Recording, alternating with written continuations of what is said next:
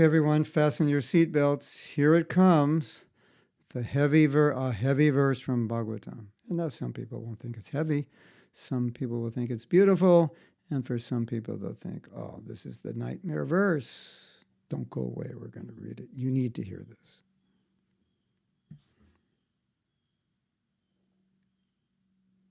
Śrīmad-Bhāgavatam, Canto 2, Chapter 6, Verse 20.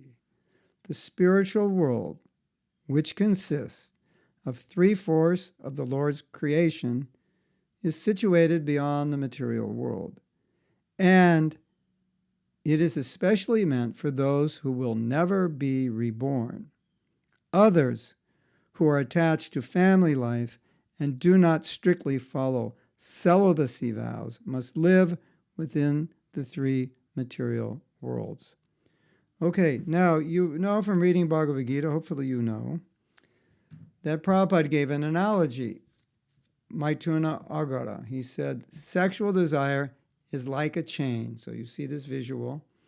My desire for sex is a chain which keeps me bound, tied up to the material world. So if I want to go back to Godhead, which I should, and I have the desire, which is good, but I can't control this sexual desire, that sexual desire is keeping me bound here, and I want to get out, but I can't because of that desire. Now, taking that visual, it would logically then be that, oh, I need to work on this. This is like the chain, like I can't get out.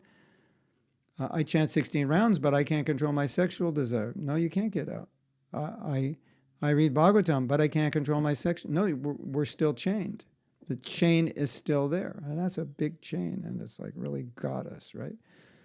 We have to let go of it. We have to break through that chain. So this analogy is extremely important for us because we'll say things like sex is natural, which it is. You know, how can you really control it that well?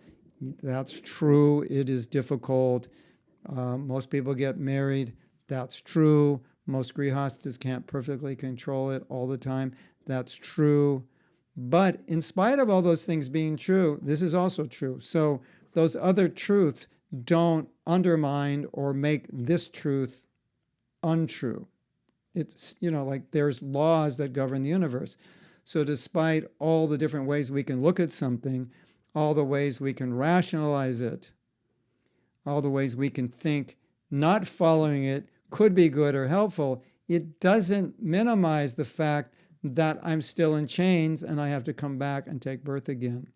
Now, another point, which is extremely important, is if I can't give up this attachment and I have to take birth again in the next life, guess what I have to do? What do I have to face? The same attachment, and I have to be able to give it up to become free so I can go back to Godhead. Now, it doesn't sound fair, and I wish it weren't like this way, and I wish sexual desire wasn't so strong, but it is the perverted reflection of love of Krishna. And so Krishna has made the world in this way. If you don't like it, you'll have to argue with him, and he's not going to change his mind anyway. So love of God on one side, sexual desire on the other, perverted reflection, exact opposite.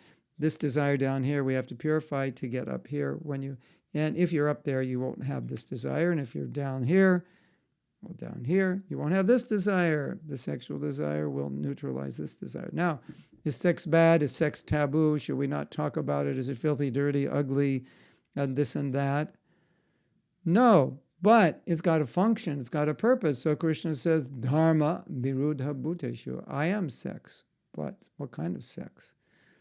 Sex which will cause you to become liberated and cause your children to be liberated. That's a little different than just unrestricted sex, which will cause us to be bound in the material world. So it's a reality. So now, because it's a reality, I have to use it in a way that ultimately I can become free from that desire. If it's a shackle and I exploit the shackle, then I'm putting more shackles on me. Let's enjoy this. Let's increase our gratification. Another shackle, another shackle, another shackle. Now someone may say, but you need to do that because you have this desire. So Prabhupada said, okay, get married. But don't think that Prabhupada meant get married and just have sex like cats and dogs. Because right in the Gita, Prabhupada says there are accidents on the royal road. The royal road is like, they call it the King's Highway in Spanish, El Camino Real. It's like the beautiful highway with no potholes. But you can still have an accident on that road. So Prabhupada's saying, okay, yeah, in Grihastha Ashram you can do this, but if you're not careful, you will do it in a way that you'll become more attached than detached. So the goal is to utilize sex in a way that can produce beautiful Krishna conscious children, and so gradually we can become detached. And so that obviously means restriction.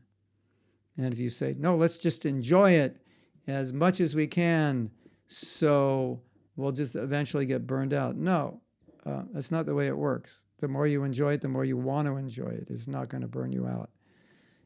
Anyway, that's not the process. It's just overindulgent sense gratification to burn out. That's not what we do.